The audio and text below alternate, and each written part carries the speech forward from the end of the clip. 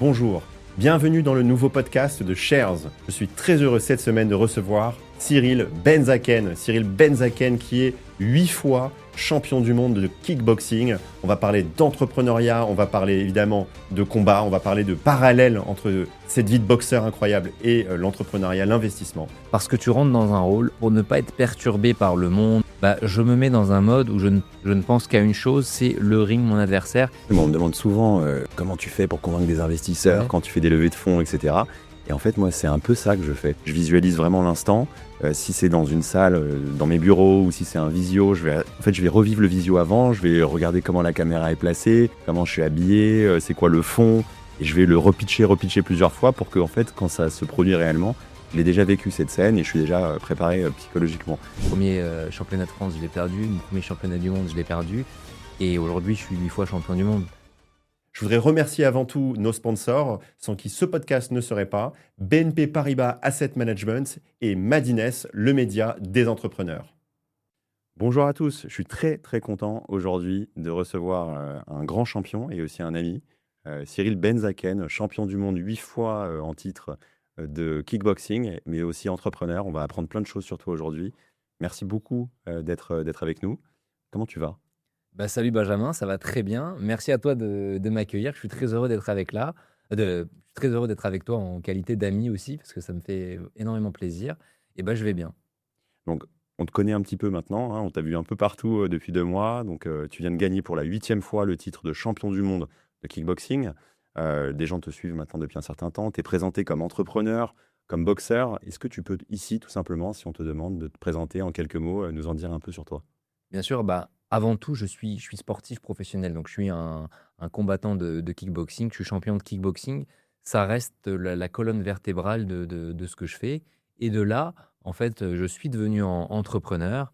Et du coup, effectivement, mon quotidien est rythmé par des entraînements, mais aussi plusieurs projets entrepreneuriels que je mène de front. Et on va revenir un petit peu sur justement tes projets entrepreneuriaux. Mais avant tout ça, moi, j'aimerais bien un peu comprendre comment on devient un grand champion. Il y a beaucoup d'apprentissage pour ceux qui nous écoutent, beaucoup de parallèles aussi à faire avec la vie entrepreneuriale, les challenges qu'on rencontre, les échecs. Mais avant tout, avant d'être le champion que tu es aujourd'hui, tu étais quel genre d'adolescent, de gamin? Alors, de gamin, j'étais plutôt un gamin. C'est pas turbulent, mais hyperactif, tu vois? Et très rêveur. J'ai toujours été quelqu'un qui avait tendance à avoir la tête, dans les nuages, pendant les cours et on me disait: «Arrête de rêver» et cetera et donc j'ai toujours eu cette, faculté, parce que je Tu pense que étais c'est bagarreur? non, par contre, je n'étais pas bagarreur, mais j'aimais bien, prendre la lumière parce que je faisais le l'idiot ou je faisais des bêtises, j'aimais Pas bien. timide? Non, j'étais pas timide, j'étais réservé, très jeune et ça c'est où et je me suis ouvert à, je sais pas, à l'adolescence, quoi. Mais pas spécialement sportif, tu vois? Pas d'une famille, sportive. Il n'y avait pas de boxeur hein, autour de Non, toi? pas du tout, pas du tout et en fait et à un moment donné, j'avais envie de gagner en virilité, de plaire aux filles et cetera et il y a Ça genre marche? ouais, ça va et en fait, il y a eu, la génération un peu des films de Van Damme, de tous ces films d'action avec le kickboxer et il y avait une salle de boxe près de chez moi et assez naturellement, j'ai eu envie de démarrer avec des copains, mon cousin et cetera. Alors, à quel moment on passe d'une passion, tu le dis, les films de Van Damme, les copains, donc je pense qu'il y en avait peut-être d'autres avec toi, avec qui tu t'entraînais. À quel moment tu t'es dit: «En fait, c'est pas juste une passion, ça va devenir ma vie»? Alors en fait, c'est assez rapidement paradoxalement parce que moi, je suis vraiment allé dans cette salle sans, sans penser, hein. Je suis allé, voilà, pour tester ce sport et en fait, assez rapidement, j'ai été charmé par, en fait, l'ambiance. J'ai eu la chance d'avoir comme enseignant un ancien champion et du coup de pouvoir, entre guillemets «toucher» le haut niveau et le regarder et en fait, je me suis assez vite projeté. Je me suis dit Là, tu as quel âge à ce moment-là, juste? j'ai 13 ans et quelques, tu D'accord. vois? Et en fait, ouais, au bout de quelques mois, je me suis dit: «Mais en fait, j'ai envie de devenir champion, quoi». Alors je n'avais pas la notion de métier, pas métier, mais en tout cas, je voulais devenir champion et assez vite, parallèlement, j'ai commencé à me dire: «Mais si, en fait, je vais réussir à en vivre, je vais y arriver à mon échelle, peut-être différemment de ce que certains font» et voilà. Et donc tout de suite le kickboxing? Exactement, tout de suite Tu le pas passé par kickboxing. l'anglaise, la boxe française, tout de suite tu as Ouais, été, ça a ce été qui est le rare kick parce que, c'est vrai. surtout à 13 ans, donc il y a un petit moment, Le kickboxing en France, c'était pas du tout développé. Bah, c'était d'ailleurs beaucoup des adultes dans les cours que je faisais. Donc à l'époque, il y avait très peu de jeunes et effectivement, c'était kickboxing, boxe thaï et il y avait, après j'ai été me perfectionner en boxe anglaise, mais c'est vraiment par ça que j'ai commencé. Alors, en intro toujours, hein, on te présente aussi comme un entrepreneur. Pourquoi on dit tout le temps, je crois que le Figaro parlait de toi en serial entrepreneur, ce qui est rare pour un athlète. Euh, Comment l'entrepreneur et le boxeur vivent ensemble? Bah, en fait, je pense que enfin, je ne pense pas d'ailleurs, c'est une vérité. Tout boxeur de haut niveau est un entrepreneur déjà fondamentalement, puisque en fait, quand tu es boxeur, tu es un peu un chef d'équipe, tu es comme une petite entreprise avec ton staff médical, ton staff d'entraîneur, etc. Tu payes les gens, T'as une etc. team, Tu as en une fait. team en fait que tu rémunères et que tu gères. Tu as tes combats ou parfois tu es associé ou pas associé en tout cas. Et tu peux mettre tes partenaires sur ton short. Enfin, tu Oui, as parce plein qu'on de, va revenir sur ça, mais tu produis tes combats. alors, oui, alors moi, oui, C'est effectivement, mais extraordinaire. sans même rentrer dans moi où j'en suis arrivé, le boxeur, d'une manière générale, en fait, est un petit chef d'entreprise. Et je parle bien du boxeur parce que tu vois, c'est important de dissocier le boxeur et par exemple le combattant de MMA qui sont deux profils très différents pour parler finances. Et c'est pour ça d'ailleurs que à très grande échelle, c'est le boxeur qui gagne plus d'argent que le combattant de MMA. Ah bon? À très haut niveau, bah, un boxeur, les grands champions de boxe gagnent entre 20, 30, 40, 50 à 100 millions d'euros par combat, ce qu'un combattant de MMA ne mettra jamais, même une carrière pour y arriver. Parce que le combattant de MMA va bien gagner sa vie, mais est un salarié d'une organisation. Et ça, c'est très important. Quand il est salarié d'une organisation, le profit des combats vient à l'organisation, c'est eux qui font le travail. L'UFC, Tout à fait, Ares. exactement, voilà, l'UFC, c'est une super marque, voilà. Ils ont les shorts UFC, ils ont pas de partenaire, ils sont payés, ils peuvent gagner peut-être jusqu'à 1 million, 2, 3 millions par combat, mais ça n'ira pas au-delà. En revanche, quand tu vas en boxe anglaise, tous les boxeurs non, mais tu as un exemple, Mayweather, qui est très Ah connu, oui. The Money, bah, lui, il était promoteur et donc a gagné énormément d'argent avec les combats et ça m'a inspiré et c'est de là, en fait, qu'est venue l'idée de me dire: «Bah, tiens, moi aussi j'ai envie de vivre de mon sport et d'en vivre bien» et du coup, ça m'a donné envie de produire, quoi. Alors, quand t'es pas sur le ring et quand t'es pas en train de produire un événement comme celui au Grand Palais qui était extraordinaire, Merci. euh, c'est qui Cyril Benzaken dans la vie de tous les jours? Bah, c'est quelqu'un d'assez hyperactif et je suis toujours avec l'envie de création, tu vois? De création et de suivi de projets et du coup, bah, que ce soit des projets de production, quand c'est un événement comme le Grand Palais, ça prend pas mal de temps, donc pas mal de rendez-vous pour créer ça. Ça va être, les projets que j'ai en dehors de celui-ci et donc c'est vraiment, ouais, c'est je suis entrepreneur, quoi, quand je suis pas boxeur. Et alors, bon, on l'a vu, un champion de boxe, un entrepreneur, businessman, fait plein de trucs. Est-ce qu'il y a des trucs où vraiment t'es nul? Il y a des domaines dans lesquels Ah bah, tu es vraiment très mauvais? bah, après, ah bah, je suis pas bah, déjà, très mauvais, oui, bah, tu vois, en tout ce qui est administratif, je suis très Ouais. mauvais, j'ai une angoisse de ce genre de choses. Je suis très mauvais en ménage, je suis très mauvais en gestion de maison, T'es voilà, aidé du coup un peu ouais, ouais. j'ai de la chance, je suis bien accompagné, mais voilà, je suis pas bon partout, hein, mais par contre, assez vite, je me suis dit alors, c'est pas l'envie de l'argent ou quoi, mais je me suis dit: «J'ai envie de pouvoir me payer ce que je ne veux pas faire». Et en Bien sûr. fait, je me suis dit: «Je ne veux pas mettre d'énergie dans un truc qui m'angoisse et je préfère la mettre dans des choses qui me font du bien et qui me font progresser et qui peuvent être rémunératrices ou pas». Mais en tout cas, je refuse de mettre de l'énergie dans des choses, sauf si c'est enfin, de l'administratif, j'en fais Ouais, bien ça, c'est évidemment un autre parce que combat, j'ai pas ça. le choix, voilà. Mais en tout cas, j'essaye d'être accompagné et voilà. Ah, justement, pour parler de combat, on va rentrer dans la deuxième partie de cet échange. On va parler de combat, on va parler de ce qui se passe dans ta tête, en fait, quand tu es sur le ring. Mais avant tout, on va d'abord, je voulais te poser une question. Si un adversaire aujourd'hui, ou un de tes adversaires devait te décrire dans ton rapport justement au combat, comment tu penses qu'il te décrirait dans ta manière de combattre? Ben, il me décrirait comme un boxeur, tactique, stratège et il dirait: «C'est assez marrant parce que c'est pas forcément très impressionnant ce qu'il fait, mais bizarrement ça marche toujours». Tu vois? Et Ça, c'est j'avais une bi bonne leçon, hein. On parle de parallèle avec la vie entrepreneuriale, la vie professionnelle. Parfois, on a envie de trucs qui ont l'air d'être éblouissants et pas forcément efficaces. Ce qui est important, c'est l'efficacité et l'objectif. C'est d'être je toujours suis entièrement d'accord focus. et tu as plein en fait, pour moi, tu as plein de sportifs où tu sais que quand tu les vois, tu peux pas reproduire. Ça, c'est les génies du sport qui ont un don Et ça sert à rien de s'en inspirer parce que c'est des personnalités singulières, vraiment atypiques, que tu peux pas refaire. Et tu as des gens, tu les regardes jouer au tennis, tu te dis: «Mais ça paraît simple» et c'est ça le haut niveau, c'est que c'est tellement bien fait, tu te dis: «Beh, je pourrais faire la même chose», mais en fait, tu peux pas parce que tout est bien exécuté et comme dans l'entrepreneuriat, voilà, ce qui est important, c'est le process qui t'emmène à l'objectif, quoi. Ouais, c'est Federer versus Sinner, quoi. Et bravo. L'efficacité de Sinner et puis la classe de Federer, ça, il y en a un par décennie ou Mmh. même pas. Et donc, du Ouais, coup, c'est ça. et qu'est-ce qui se passe dans ta tête, en fait? Moi, j'ai été assez marqué quand je te vois arriver sur scène, enfin sur le ring, au Grand Palais. Tu es extrêmement focus, tu descends les escaliers, tu es hyper concentré. Il se passe quoi dans cette minute, minute et demie qui te conduit jusqu'au ring? Tu l'as fait plusieurs fois, qu'est-ce qui se passe? Alors, au Grand Palais, c'était encore un peu plus particulier parce que c'était, je crois, une de mes plus grandes marches parce que Ouais, c'était c'était long. très grand. Donc, bah, en fait, c'est marrant que tu parles de scène parce qu'on pourrait faire un parallèle parce que tu rentres dans un rôle, en tout cas parce que c'est pas comme ça que je suis dans la vie. Tu vois, tu as vu le regard que j'avais, j'ai pas ce Ouais. regard dans la vie de tous les jours.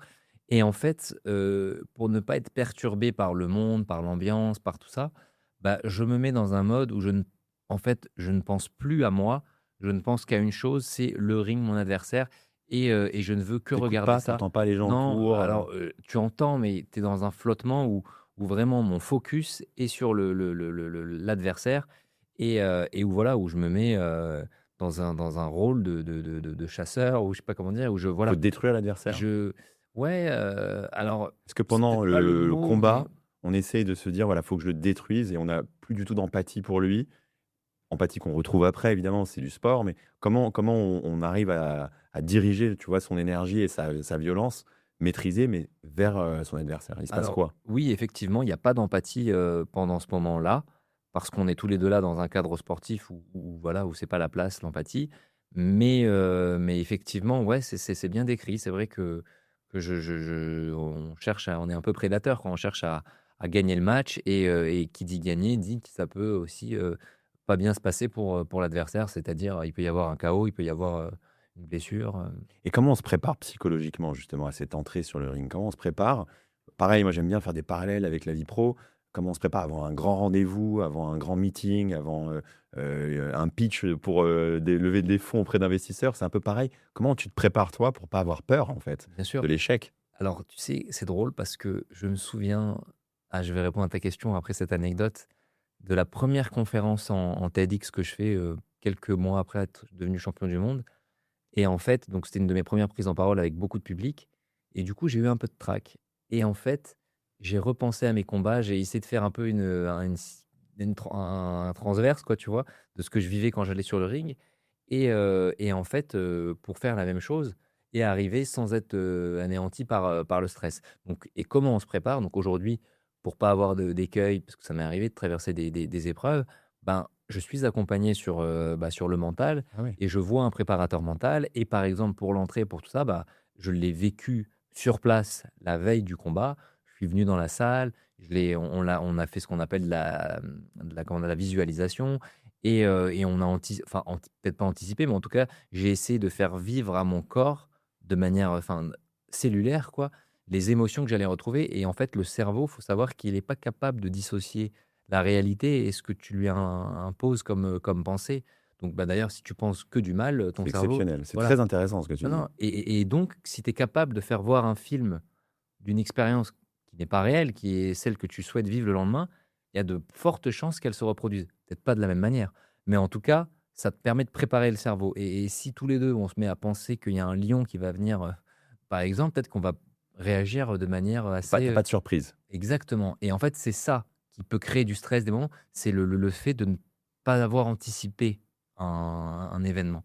Donc ça s'anticipe et ça s'anticipe avec le travail du mental, notamment la visualisation. Tu sais que c'est exceptionnel. Moi, on me demande souvent, comment tu fais pour convaincre des investisseurs Ouais. quand tu fais des levées de fonds et cetera? Et en fait, moi, c'est un peu ça que je fais, tu vois? C'est marrant, c'est la première fois que je réalise. Je le fais vraiment depuis toujours. Je visualise vraiment l'instant. Si c'est dans une salle, dans mes bureaux ou si c'est un visio, je vais revivre le visio avant, je vais regarder comment la caméra est placée, comment je suis habillé, c'est quoi le fond et je vais le repitcher plusieurs fois pour que en fait, quand ça se produit réellement, je l'ai déjà vécu cette scène et je suis déjà, préparé, psychologiquement et Ah, en fait, c'est je le marrant. fais moi Bah, ouais. et bah, ce que tu dis est très juste, donc je trouve Mais ça ça hyper marche dans intéressant. ce qui veut Ouais. dire que ça marche dans différents écosystèmes, hein, c'est pas limité au sport. Non, hyper intéressant. Heu, Dans le sport, il y a plusieurs rounds. Quand tu, subis sur tout un round, que tu vraiment tu as eu un round où tu as été, surpris par l'adversaire, que tu as pris des méchants coups aussi, donc il y a aussi un peu de peur, hein, parce que tu as peut-être de la douleur. On va parler de la douleur et de la gestion de la douleur après. Comment tu fais pour revenir au tour d'après, au round d'après, avec une énergie, nouvelle, avec, tu vois, on a toujours l'impression que les boxeurs arrivent à effacer ce qui vient de se passer pour arriver un peu plus frais.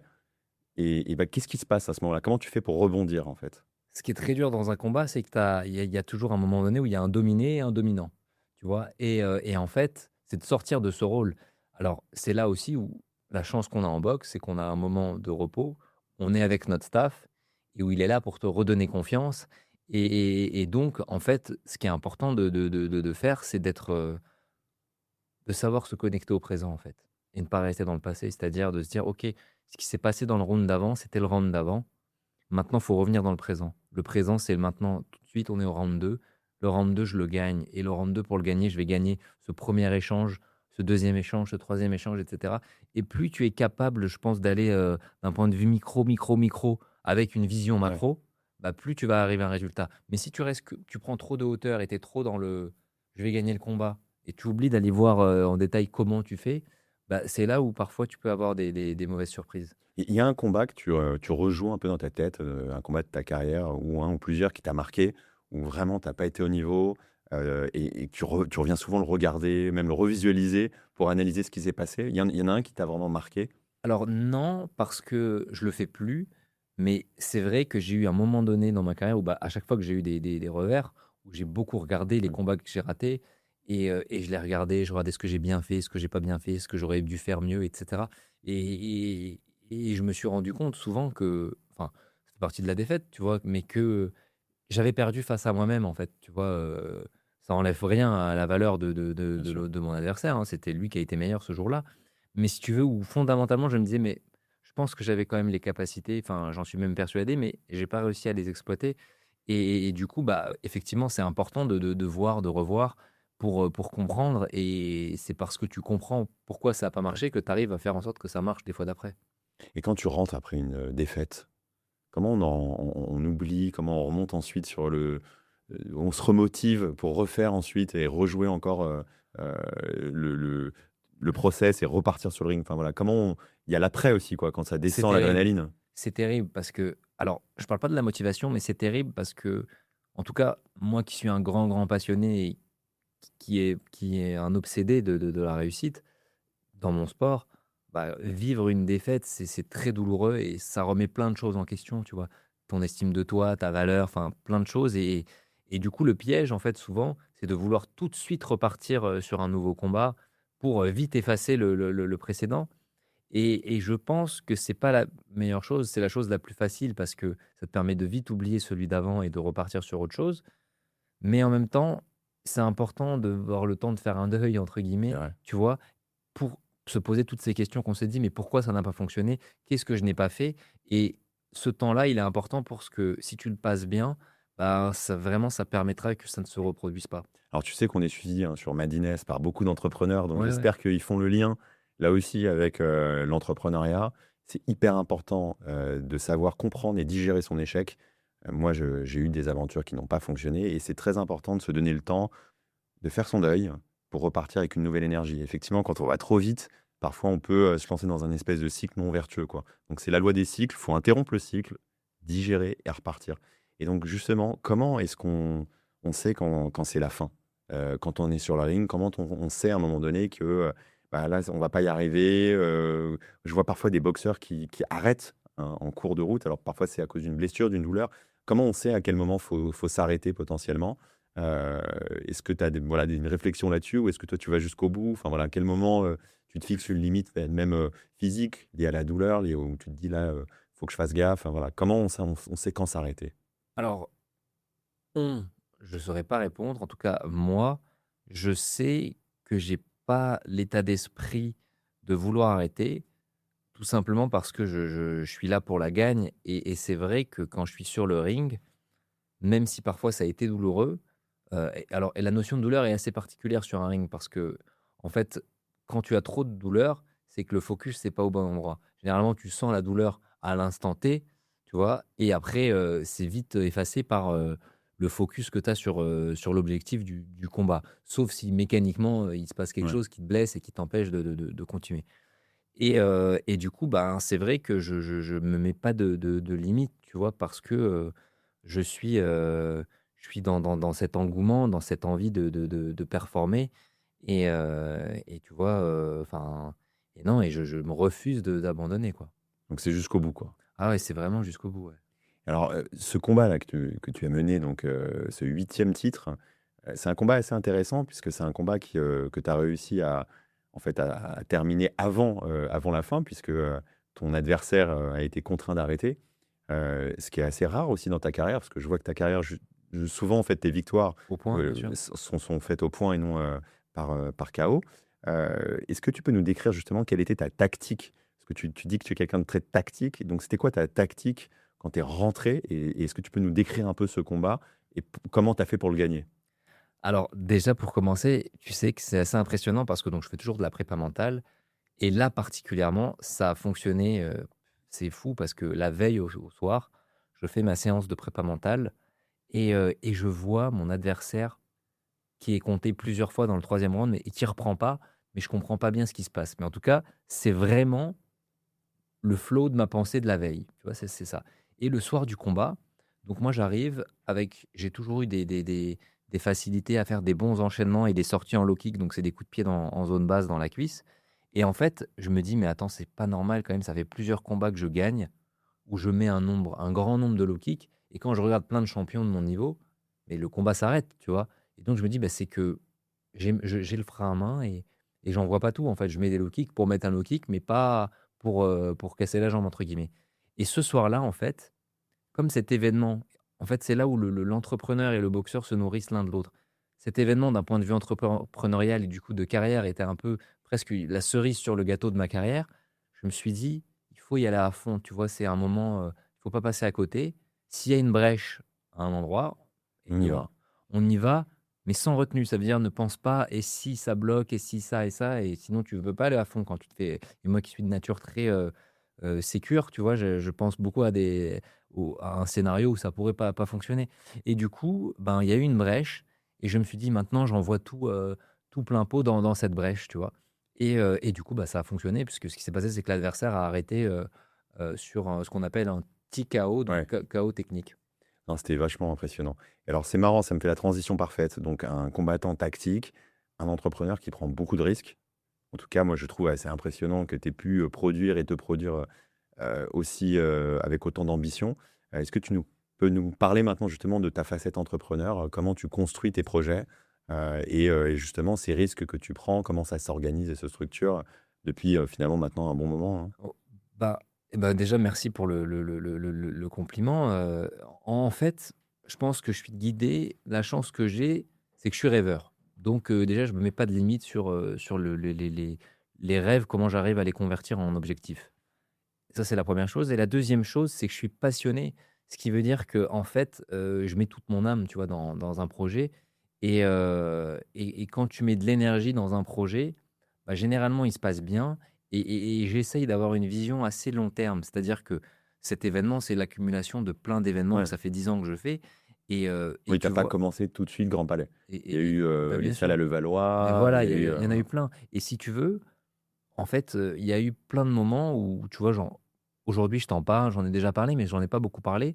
Il y a eu beaucoup de combats que j'ai produits et où moi, je suis monté sur le ring, je perdais de l'argent, tu vois. Et en fait, c'est assez drôle parce C'était que, une stratégie en fait. mais en fait, exactement, si tu veux, d'un point de vue sportif, ça n'avait aucun sens. J'étais en train de faire un combat qui me coûtait plus que qui me ramenait. Euh, mais en fait, j'étais dans une vision d'entrepreneur où j'avais une vision et où je me suis dit, c'est comme une marque où je me suis dit, ben, cet événement-là, oui, c'est un combat. Normalement, tu gagnes de l'argent pour faire un combat, c'est ton métier principal, mais c'est une pierre à l'édifice de quelque chose que tu vas construire de plus grand. Et donc, même C'est si ça te accepter de coûte, perdre pour gagner. exactement. Et en fait, c'est surtout savoir pourquoi. Mais tu les as gagnés au moins ces combats. Oui, voilà, je les ai gagnés. Tu n'as pas tout perdu. Non, non, non. Et la finalité, par contre, ce qui est vrai, c'est que le plus douloureux dans tout ça, le plus important, c'est de gagner le combat. Ouais, parce que si tu Dans perds ma de carrière. l'argent et que tu perds le combat, Sans parler de l'argent. Et en fait, c'est vrai que je me rappelle toujours ça avant de monter sur le ring. Je me dis, bien n'oublie pas sûr. une chose, même si ce combat-là, il est bien fait, il est bien produit, tout va bien se passer financièrement, t'as pas gagné. Ce que tu dois gagner, c'est le Ouais. combat. On va parler d'échecs maintenant. Alors, on a parlé d'échecs un petit peu et de combats que tu avais pu justement perdre. Dans ta vie d'entrepreneur, justement, est-ce qu'il y a des échecs qui ont été douloureux et comment tu les as surmontés, justement, en faisant ce parallèle avec ton expérience de boxeur? Bah, oui, il y a eu des échecs, comme je te disais, des événements donc, qui n'ont pas été rentables, qui n'ont pas été ouais, qui n'ont pas fonctionné. Et du coup, bah, pour revenir, j'ai essayé de réfléchir à comment reconstruire. J'ai perdu des combats. Mon premier combat, je l'ai perdu. Mon premier championnat de France, je l'ai perdu. Mon premier championnat du monde, je l'ai perdu. Et aujourd'hui, je suis 8 fois champion du monde. Donc, je pense que, en fait, l'échec, quelque part, tu peux t'en nourrir et tu peux t'aider à construire dessus. Et c'est vrai que ce qui est pas évident, c'est qu'on aime bien s'inspirer de modèles qui sont exceptionnels, où tu ne vois pas les échecs. Il faut se dire que l'important, la trajectoire, peu importe, tu veux arriver à un objectif. Chacun a un chemin singulier, tu vois. Non, non, mais c'est hyper intéressant. Donc là, 8 fois champion du monde, tu as 37 ans, c'est ça? 36. 36. C'est quoi l'étape d'après? C'est quoi les prochains challenges? Alors écoute, bah, les prochains challenges, ça va être de continuer à produire des événements assez hors normes, un peu comme ce Grand Palais en France, mais aussi à l'étranger. Et là, j'ai ce premier projet où je ne vais pas être trop impliqué d'un point de vue exécutif, qui est l'ouverture de ma première salle de boxe sport dans Paris, que On a j'aimerais le bien. nom déjà ou pas On encore? a le nom, ouais, ça s'appelle Tokyo Punch. Ah, Et du coup, c'est la première fois que je monte une structure avec des associés. Et donc, je comprends la complémentarité de chacun. toi, tu vas Et être en fait la caution du programme, c'est ça, sportif, ouais, sur mais pas ce que. Enfin, je suis impliqué sur plein d'autres. volet business. Ouais, voilà, Ouais. plein d'autres volets, merci. Et du coup, bah, voilà, ça va être le développement de cette salle et le fait de réussir à en faire plusieurs. Et donc là, je suis très excité à l'idée Donc d'avoir l'idée, ma c'est de propre lancer une salle. marque en fait. L'idée, c'est de Tokyo lancer. Punch et d'en avoir plusieurs, de Exactement. déployer. Génial, d'accord. Et donc la première salle, elle va être dans Paris? Exactement. La première salle va être dans Paris, dans le 17e. Et on a vraiment hâte, parce que c'est vraiment pour dans pas longtemps, quoi. Bon, bah, ça tombe bien, nous on a nos locaux qui sont juste à côté. Je pense que tu vas avoir pas mal de startups parmi les gens qui nous écoutent qui peuvent être intéressés. Puisque, est-ce que vous allez avoir des programmes pour les, je sais pas, pour les entreprises ou pour les groupes ou pour que les salariés peuvent y aller ou Mais quelque bien chose que sûr, tu... ouais, ouais, bien sûr, l'idée c'est d'avoir des programmes pour les entreprises, et parce que je suis vraiment persuadé que la performance d'entreprise, elle vient de la performance individuelle de chacun au collectif, tu vois. Et du coup, bah, ça passe par être bien dans sa peau, tu vois. Et donc faire du sport, c'est un des C'est moyens. indispensable. Tu sais que nous, chez Shares, on a un coach qui est d'ailleurs un boxeur qui vient une fois par semaine dans nos bureaux Bravo. pour donner des cours à ceux qui le veulent, hein. Tout le Ouais, monde n'est pas bien sûr, obligé. mais Et bravo. je pense que c'est hyper important. Donc Bah, vraiment, je pense que c'est un truc qu'il faut regarder, voir comment toutes les entreprises qui nous écoutent peuvent peut-être inclure et passer chez Tokyo Punch, voir ta salle, quoi. Ça peut être sympathique. mais tu sais que par exemple, quand je suis hors combat, enfin hors combat prévu, et que je suis un peu sur ma carrière d'entrepreneur et que ça peut être à l'arrêt ou quoi, je m'impose, même si j'aime le sport, le fait de faire du sport, ça m'aide beaucoup pour retrouver une dynamique. Et il y a un proverbe que j'adore: motion creates emotion. C'est Et en vrai. fait, le mouvement te crée de l'émotion, il t'aide à trouver de la créativité, à trouver des manières de faire. Et moi, j'invite les gens à marcher, à faire du vélo, à faire un footing avec leurs associés, j'en sais rien, à faire des brainstorms en mouvement, parce que je pense que vraiment, ça peut aider. Tu reçois, j'imagine, beaucoup de propositions, parce que maintenant, en plus, tu as beaucoup vu depuis 2 mois. Je pense que ça a été un vrai gap que tu as franchi avec cet événement au Grand Palais qui a vachement fait parler de lui. Comment tu fais le tri entre les bonnes propositions business, les mauvaises, les choses qui Montrer t'intéressent? payer Voilà. pour montrer ses pieds. Non, je plaisante, Ouais. non. Non, mais voilà, comment tu arbitres justement Bah, écoute, j'arbitre, en fait, je suis assez à l'intuition, et en fait, j'essaye de trouver les références des personnes qui me contactent, et d'où ça vient, quoi, tu vois? C'est souvent ça, quand ça vient de quelqu'un en qui j'ai confiance, Parce que tu as pas beaucoup d'athlètes qui aujourd'hui font du business. Il y en a de plus en plus, mais c'est très américain. Enfin, qu'est-ce que tu as envie de leur dire aux athlètes aussi, peut-être, qui nous écoutent? Pourquoi c'est important de faire du business très tôt dans sa carrière? Bah, c'est important de faire du business assez tôt dans une carrière de sportif, parce que pour beaucoup de sports, en fait, ils vont gagner beaucoup d'argent mais pas longtemps. Et du coup, c'est d'arriver à être capable de se dire, bah, de quoi je vais gagner ma vie après le sport? Est-ce que je vais être entier? Est-ce que je vais pas être entier? Est-ce que j'ai envie de mettre en place des choses et de profiter de Bien mon sûr. aura pour, euh, pour mettre en place des dispositifs? La chance que j'ai eue, c'est d'avoir eu des parents qui m'ont poussé à faire des études et je me suis construit avec cette schizophrénie, quoi, Parce que entre tu étais à guillemets. Dauphine, hein, Voilà, donc tout le monde ne le sait pas, mais tu étais à Dauphine. exactement, j'étais à Dauphine et du coup, je passais mon temps entre l'entraînement et Dauphine. Et en fait, ça Et tu m'a. as été jusqu'au bout. J'ai été jusqu'au bout. Et en fait, ce qui est important pour même les athlètes qui nous écoutent, c'est, je pense, ça aide même sur ton propre terrain, c'est la curiosité. Tu vois, le fait d'être curieux de l'autre, de s'intéresser à différents écosystèmes, ben, ça te permet de mieux te connaître toi et de savoir comment tu peux apporter ton expérience dans un domaine qui n'a rien à voir. Bah, tu sais que chez Shares, notre mission, bah, c'est d'accompagner les épargnants à investir, à placer leur retraite, à placer leur argent, à faire fructifier leur patrimoine par tout moyen. On le fait via nos applications, on le fait en travaillant avec des grandes entreprises françaises. Donc l'argent, c'est un sujet qui n'est pas tabou chez nous, au contraire. Euh, qu'est-ce qui a évolué peut-être dans ton rapport à l'argent enfin, en vieillissant, en murant, en maturant, pardon, en mûrissant? Qu'est-ce qui a changé dans ton rapport justement à l'argent? Qu'est-ce que tu aurais aimé savoir peut-être plus tôt dans ta carrière? Bah, en fait, j'ai eu de la chance parce que il y a des, en tout cas, j'ai gardé ça en tête assez jeune. J'ai deux phrases qui me sont restées. C'est ma tante qui disait à mon père très jeune, ah, il faut pas laisser son argent à la banque. D'un point de vue, c'est pas intéressant. Il faut faire travailler son Elle a argent. raison. Elle a raison. L'argent Et qui dort se déprécie. voilà. Enfin, avec l'inflation, il faut expliquer, hein, 10 euros aujourd'hui, si on les a dans 10 ans, on s'est en fait appauvri parce qu'il aurait dû travailler cet argent et produire. Et ce que tu dis, premier cours de finance à Dauphine, un enseignant qui nous explique que la valeur de l'argent d'aujourd'hui est bien plus supérieure à la valeur de l'argent de demain. Ouais. C'est-à-dire que cet même argent, s'il fait quelque chose, il est plus fort. Et du coup, j'ai eu la chance d'avoir ces préceptes qui m'ont touché.